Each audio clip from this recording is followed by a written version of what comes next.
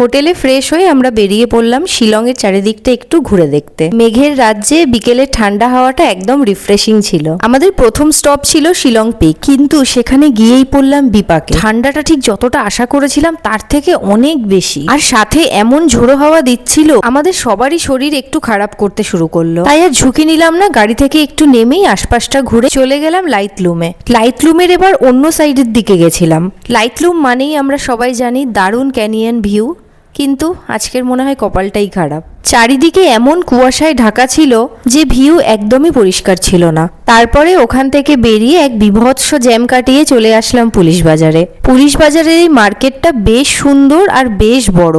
এখানে যেই দোকানের দিকেই তাকাচ্ছি সেখানেই দেখতে পাচ্ছি কোরিয়ান স্টাইলের জামা কাপড়। মানে যেই দোকানের দিকেই তাকাচ্ছি সেখানেই সেই জিনিসগুলোই পছন্দ হয়ে যাচ্ছে, আর প্রত্যেকটা জিনিস মোটামুটি রিজনেবল প্রাইসের মধ্যেই। তোমাদেরকে ওই দরদাম করে নিতে হবে। শিলংয়ে এসে আমাদের একটা লোকাল ফ্রেন্ডের সাথে দেখা হয়ে গেল, তো ওই আমাদের এখানে পুরোটা ঘুরিয়ে দেখাচ্ছিল। আর আমরা শিলংয়েরই বাজারের কোনো এক গলির মধ্যে দিয়ে হেঁটে চলেছি। আমার খুব ইচ্ছে ছিল এখানকার লোকাল কোনো ক্যাফেতে গিয়ে এখানকার খাবার ট্রাই করার, তো সেটারই সন্ধানে আমরা বেরিয়েছি এখন। যারা যারা শিলং আসার প্ল্যান করছো, পুলিশ বাজারে কিন্তু সন্ধেবেলার টাইমটা আসবেই। তারপর আমরা চলে আসলাম এখানে একটা লোকাল ক্যাফেতে, বেশ সুন্দর বড় সাজানো। আমি ঢোকার পর ফার্স্টে ভেবেছিলাম যে ভীষণ একটা এক্সপেন্সিভ হাইফাই কিছু হবে, কিন্তু বিল হাতে পাওয়ার পর দেখলাম ভীষণই রিজনেবল। ক্যাফেতে ঢুকেই আমার ফার্স্টে চিজ কেকগুলো চোখে পড়লো, তো ঢুকেই ভাবলাম যে আমি চিজ কেক তো খাবোই। ওয়াশরুমে ঢোকার মুখে একটা সুন্দর আয়না দেখে একটু নিজেও কেত মেরে নিলাম। সারাদিন ঘোরাঘুরির পর বড্ড ক্লান্ত লাগছিল। খাবারটা যদিও অর্ডার করা হয়ে গেছে, এবার আস্তে আস্তে হয়তো খাবারটা দিয়ে যাবে। চলো, খাবারটা হয়তো চলে এসছে, এবার আস্তে আস্তে টেবিলে গিয়ে বসি।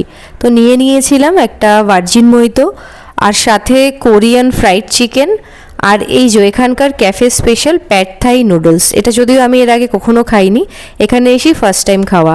আর এক প্লেট মোমোও নিয়ে নেওয়া হয়েছিল। চিকেনের এই টেক্সচার আর মশলার কম্বিনেশনটা জাস্ট জিভে জল আসার মতো ছিল। আজকে আমাদের মেইন কোর্স প্যাড থাই নুডলস। এই ওপরে ছড়ানো রোস্টেড পিনাটস আর স্প্রিং অনিয়ন এর স্বাদকে যেন আরো দ্বিগুণ বাড়িয়ে দিয়েছিল। প্রত্যেকটা বাইটেই ছিল একদম অথেন্টিক ফ্লেভার।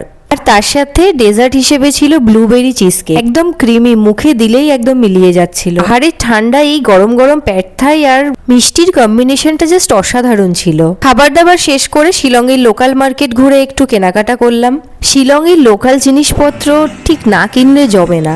তারপরে মার্কেটের আশপাশটা একটু ঘুরে বেরিয়ে এইদিক ওইদিক সারাদিনের অনেক অ্যাডভেঞ্চার আর শরীর খারাপের পর দেন হোটেলে ফিরে আসলাম। শরীরটা একটু উথাল পাতাল করলেও মনটা কিন্তু ছিল পুরো ভরপুর।